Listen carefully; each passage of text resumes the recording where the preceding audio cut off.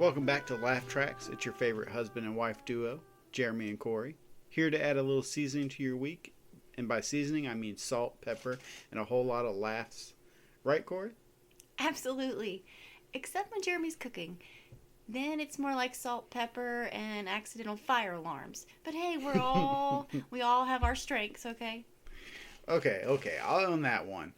But that's why we're here talking about cooking this week. From grilling steaks in the freezing cold to frying up pickle chips that somehow disappear before they hit the plate. Cooking is basically a contact sport in our house. Especially when biscuit gets involved. Nothing says teamwork like prying a ribeye out of a dog's mouth while trying not to drop the tongs. Hey, he's a good taste tester. But seriously, cooking is one of those things that brings people together, or tears them apart, depending on how much salt someone adds to the soup. Or didn't add. I'll never forget that one Thanksgiving where you forgot to season the mashed potatoes. I think everyone thought we were serving dry. Okay, in my defense, I was focused on the turkey. Speaking of which, we'll get into some grilling tips later, because nothing says cold weather cooking like firing up the grill and pretending you're not freezing. Yeah, Jeremy loves grilling so much he'd probably try to barbecue in a blizzard. Meanwhile, I'm over here perfecting pickled chips in the cozy warmth of the kitchen. Priorities, people. Pickle chips are the real MVP. We'll break down the art of frying them up, the best dips to pair them with, and why ranch is obviously superior. Debatable. Why ranch is obviously superior, but more than on that later. Plus, we'll share some tips for making these comfortable foods and keep you warm when the winter gets cold. Think hearty soups, casseroles, and maybe even a story or two about cooking disasters. Like the time you tried to use the grill as a smoker and almost smoked out the neighbors. Why do you keep bringing up the past, Corie? Let's look to the future. A future where everyone's listening can enjoy a good meal, a good laugh, and maybe a few cooking tips they didn't know they needed. So grab a snack, pour yourself a drink, and let's dive into the kitchen. Unless you're driving, then maybe just listen. Yeah, don't try to cook while driving, folks. Safety first. Alright, let's get cooking metaphorically for now. This is Laugh Track, and we're about to turn up the heat. Alright, let's start with the king of cooking. Grilling steaks. It's simple, it's delicious, and if you're doing it right, it's a little smoky. Or a lot smoky if Jeremy's in charge. So, let's talk about your steak process. Do you marinate or are you a dry rub person? I'm a dry rub guy. I like to let the meat speak for itself, you know? Salt, pepper, maybe a touch of garlic powder. Classic! Meanwhile, I'm over here with my Pinterest recipes, whipping up marinades with soy sauce, honey, and random spices that we probably don't even need. Yeah, but let's be real, Corie. You make it, I cook it, and we both eat it. It's teamwork, except when it's freezing outside. Can we talk about grilling in the winter? You're inside with the warm oven, and I'm out here with the grill, dodging frostbite. It's a notable sacrifice, but let's not act like you don't enjoy it. You've got your grill, gloves, your little thermometer gadget, and your grill master apron. It's like a winter sport for you. True. And for all the grill enthusiasts listening, my top tip for cold weather grilling is to preheat your grill longer than usual and keep the lid closed as much as possible to maintain heat. Translation? Don't hover over it like Jeremy does. You'll end up losing heat and feeling cold. Fair point. And hey, if you're grilling in the cold, why not throw on some veggies?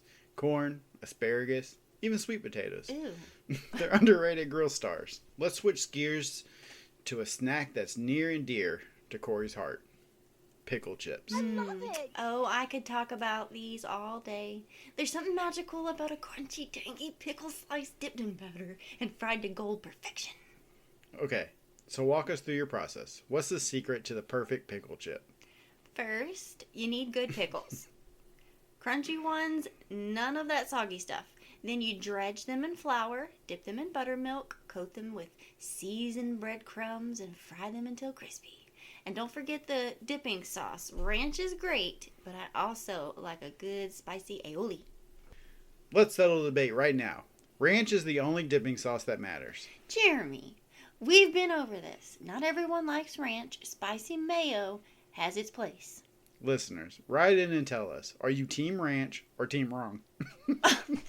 Or team elevated palate. Thank you very much. But seriously, fried pickles are one of those foods that make you feel fancy and homey at the same time. Feeling fancy and homey at the same time? With ranch dripping down your chin? It's good. Okay. So when it's cold outside, my grilling instincts aside, there's nothing like cooking a good hearty meal indoors. What's your go-to comfort food, Corie? Soup. My granddaddy's soup. Hands down. Beef stew, tomatoes, you name it. It's warm, it's filling, and it makes the house smell so good. Solid choice. For me, it's chili. You can make it spicy, mild, loaded with toppings. Plus, it's one of those dishes that tastes even better the next day. True. And you're weirdly competitive about chili. You're always trying to, outdo yourself with more beans, more heat, more everything. Well, you've got to keep it interesting. Plus, it's one pot. Minimal cleanup, maximum reward. Speaking of which, do you think cold weather makes food taste better? Or are we just hungrier than when we're freezing? Absolutely a little bit of both, I think. But there's something cozy about standing by a warm stove or oven when it's chilly outside. It makes the whole cooking process more satisfying. Agreed. So for all the listeners out there, if you're cooking in the cold, try making something that doubles as a house heater, bake a lasagna, roast some veggies, or simmer a pot of soup. Your stomach and your thermostat will thank you. You know, talking about all this comfort food got me thinking about some of our more, let's say, creative cooking moments. Remember that time we tried to make homemade pizza? How could I forget? The smoke detector had more fun than we did that night. What was it? Extra cheese that turned into molten lava? Extra cheese, extra toppings, and zero understanding of how pizza stones work.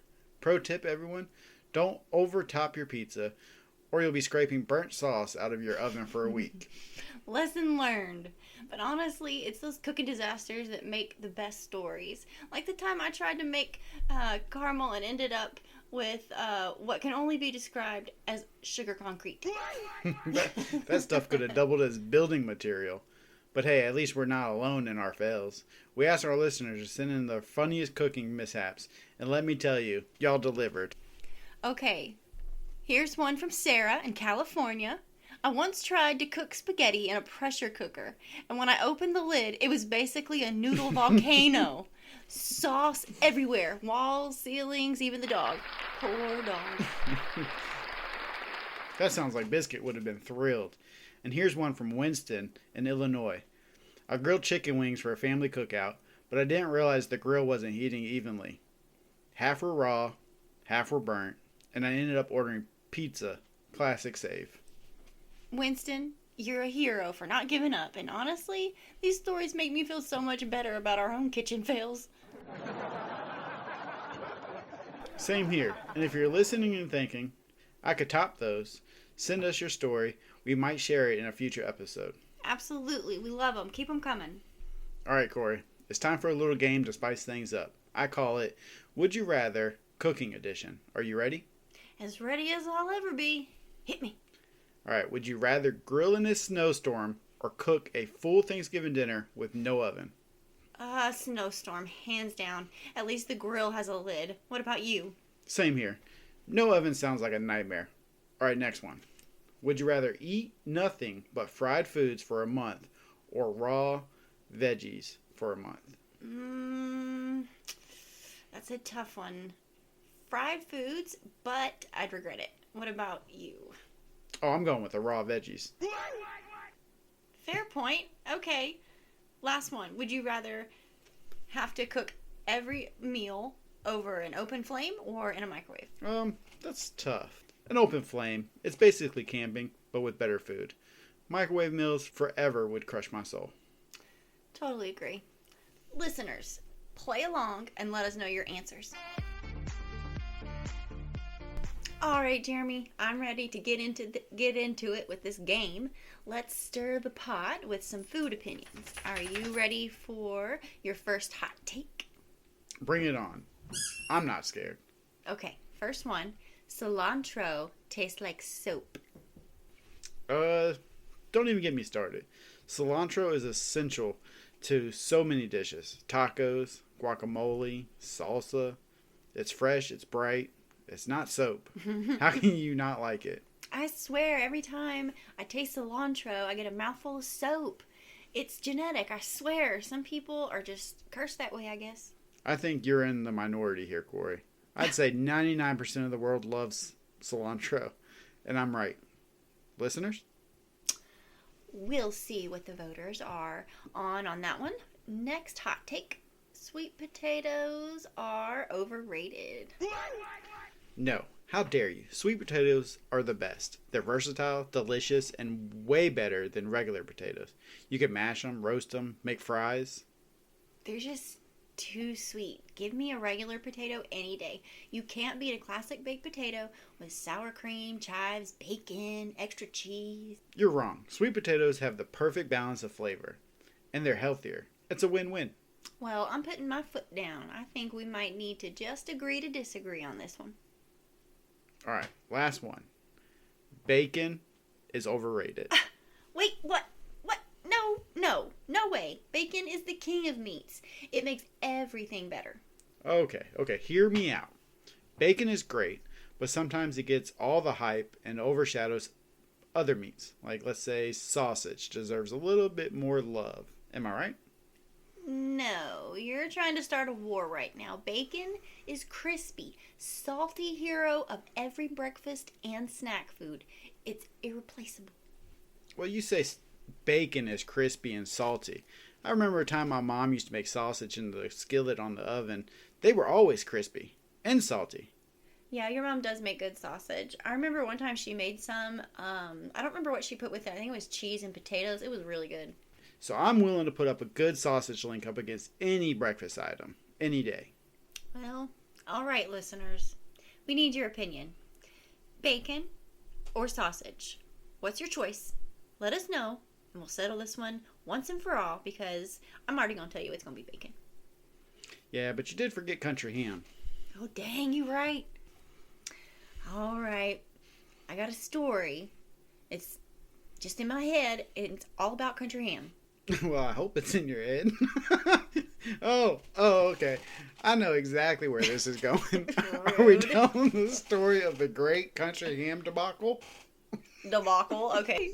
So, you bet we are. So picture this. It was one of those lazy Sunday mornings. We decided to do something special. Jeremy was all excited about this country ham we had picked up from the local butcher.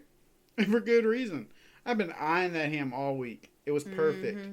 Salted, cured to perfection. I was ready to make breakfast history. So, Jeremy gets his pan out, and we get the ham sizzling. The smell fills the kitchen, and I'm thinking, this is going to be the best breakfast ever. But then I realized I have forgotten one tiny detail. Country ham is extremely salty. Mm-hmm. Like a salt mine in a pan level of salty. Right. So, we sit down to eat, and I take a bite, and let me tell you, I nearly spat it out. It was like biting into a salt block. My mouth was on fire. I didn't even notice at first because I was so focused on the texture and flavor. But then Corie looks at me with that face like I had committed a crime against breakfast, and I knew something was wrong. It was like my taste buds went on strike. I could taste nothing but salt. I thought, this ham is going to kill me, but I didn't want to hurt your feelings, so I kept quiet and just ate some eggs to balance it out. And the worst part, I had made enough for us to feed an army. The whole weekend was going to be filled with country ham sandwiches, country ham for dinner, and maybe even a country ham omelet. And here we are, one bite in, and I had totally missed the mark.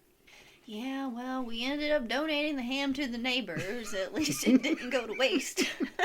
But I've never been able to look at country ham the same way since. Now I know. Moderation is key. Lesson learned. Don't let me near the country ham without a salt shaker nearby to keep things in check. What? But hey, next time we'll cook it right. Or, maybe we'll just stick with bacon. Touche. Yeah, it is. I have been wondering why the neighbors don't talk to us much anymore. Me too. And ever since, things have been a little awkward. Let's just say we're no longer the go-to neighbors when they need some extra salt. Yeah, they definitely haven't been asking us to cook for them anytime soon. But you know what? It was a lesson learned. Next time, we'll stick to something a little less salty. Maybe a nice loaf of bread or a cake.